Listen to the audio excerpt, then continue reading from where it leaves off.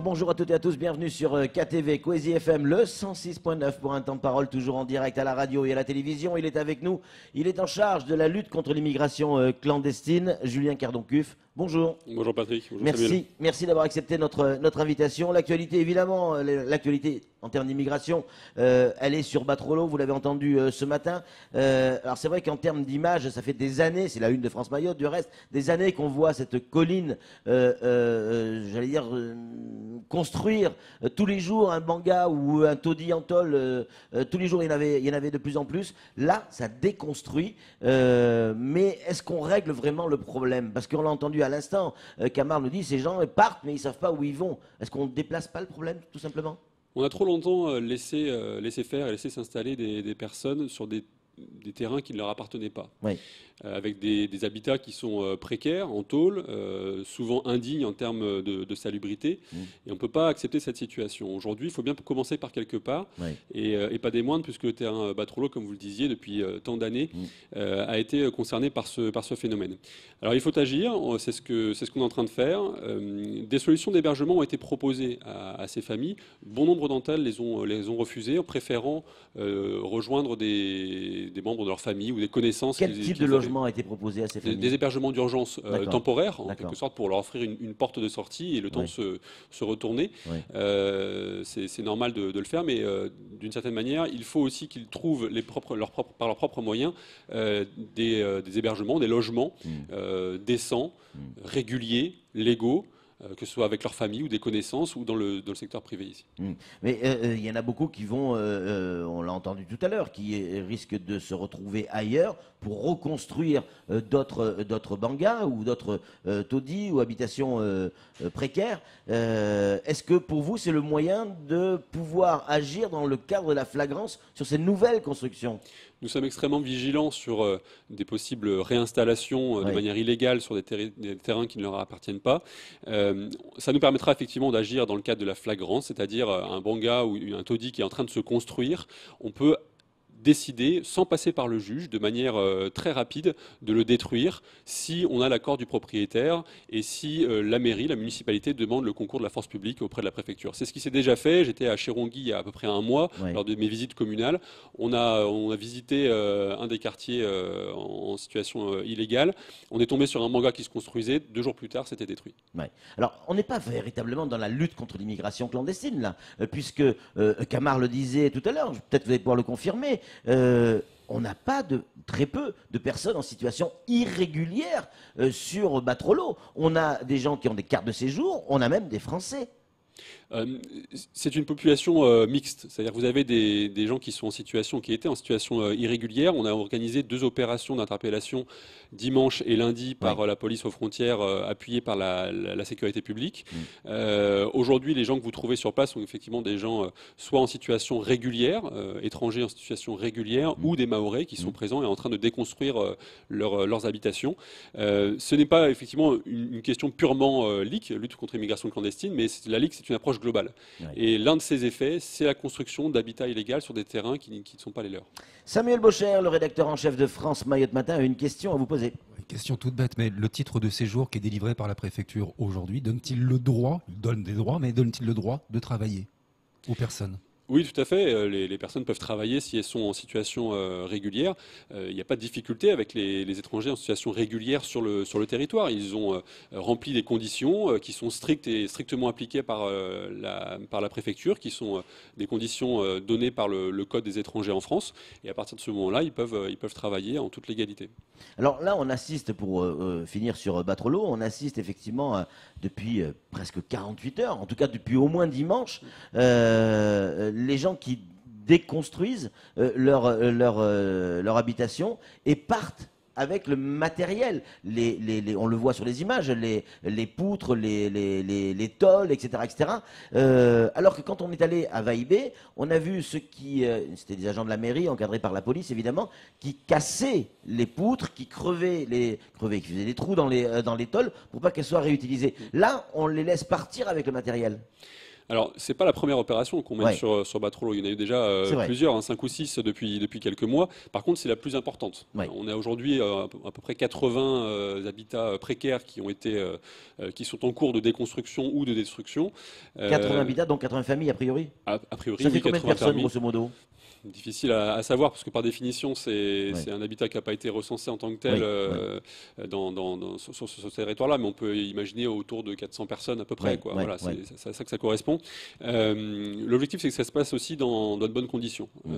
C'est pas nécessaire d'avoir ni les gendarmes ni la police en mode Robocop là, pour rétablir l'ordre si les choses se passent bien, autant que ça se passe dans les meilleures conditions. Mais comme je vous disais tout à l'heure, on est extrêmement vigilant sur l'endroit possible où ils vont se réinstaller. L'objectif, c'est évidemment qu'ils ne se réinstallent pas dans des conditions. Ça veut dire quoi, que vous les suivez on fait le travail à la fois avec la police, avec également les municipalités qui sont les premiers interlocuteurs sur le sujet et sur lesquels on s'appuie beaucoup.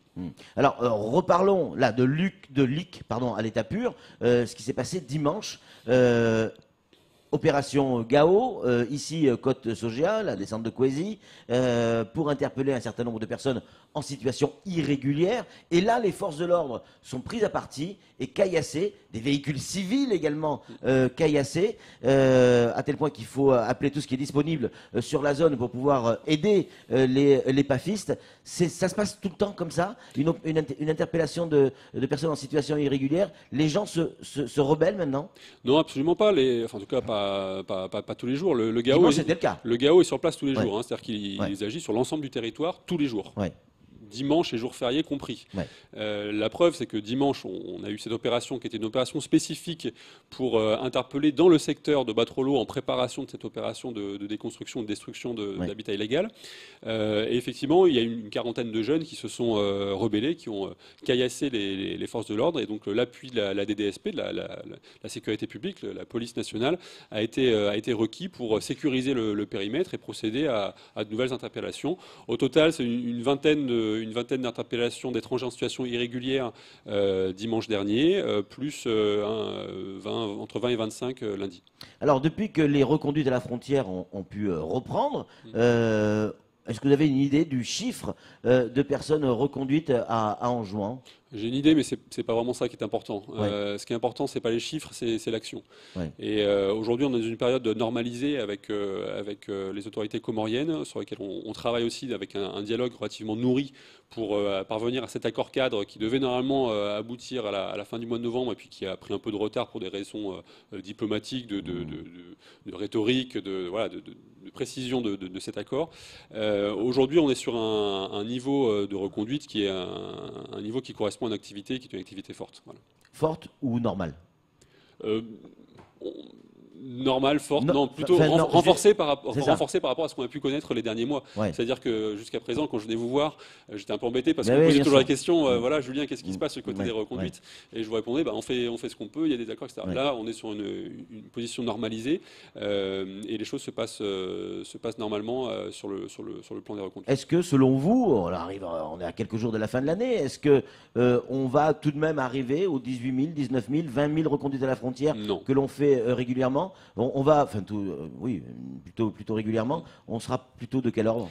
On n'arrivera pas aux 19 000, tout simplement parce qu'on a eu 8 mois de suspension des reconduites, même si on a eu quelques reconduites ponctuelles plus ou moins importantes dans ces 8 mois liées aux négociations diplomatiques. Donc on sera forcément à moins de ça, mais je vous réserve le bilan pour la fin d'année. Ce sera probablement le préfet qui viendra vous le présenter. Évidemment. Samuel, une question pour Julien. J'ai regardé les mesures du plan d'action pour Mayotte, pour la lutte contre l'immigration clandestine, les engagements qui ont été pris. Je crois qu'ils ont tous été tenus, véritablement. Sur la LIC. Sur la LIC, hein. Je parle bien de la LIC, la création du GELIC, les intercepteurs, ça y est, ils sont arrivés, d'autres vont arriver en 2019. Radar, installation de système, d'exploitation. On sent sur le terrain que la pression a été renforcée, véritablement. On parle de reconduite à la frontière. Moi, ce qui m'intéresse aujourd'hui, c'est y a-t-il aussi plus de départs volontaires, eu égard à la pression qui est mise sur le territoire aujourd'hui? Alors c'est difficile d'évaluer la proportion, en tout cas l'évolution des départs volontaires pour le moment. Et il va falloir qu'on ait un peu plus de recul, parce que toutes ces actions sont relativement nouvelles. En tout cas, le portage et le dimensionnement de ces actions est plutôt nouveau.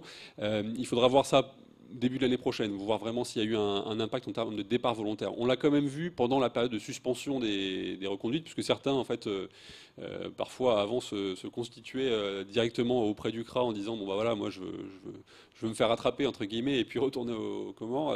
Là, au moins, on a eu plus de départs volontaires puisque les gens ont payé leur billet et puis ils sont rentrés par eux-mêmes dans leurs propres moyens aux Comores.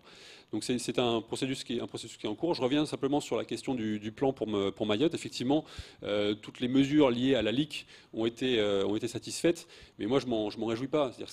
C'est un point de départ, c'est pas un point d'arrivée.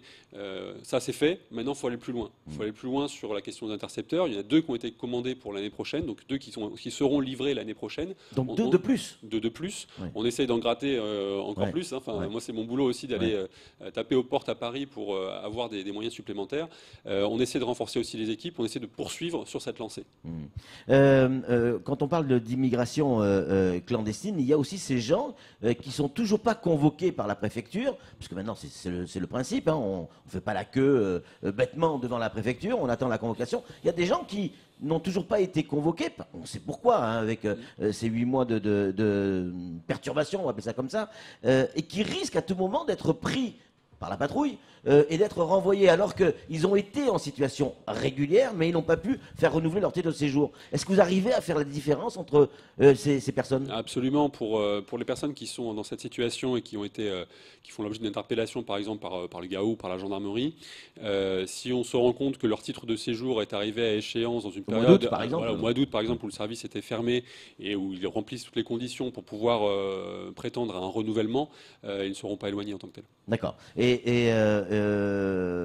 Et vous avez également, je ne sais pas si c'est de votre domaine, mais renforcé au niveau du bureau des étrangers les personnes pour pouvoir faire accélérer ou la régularisation ou pas.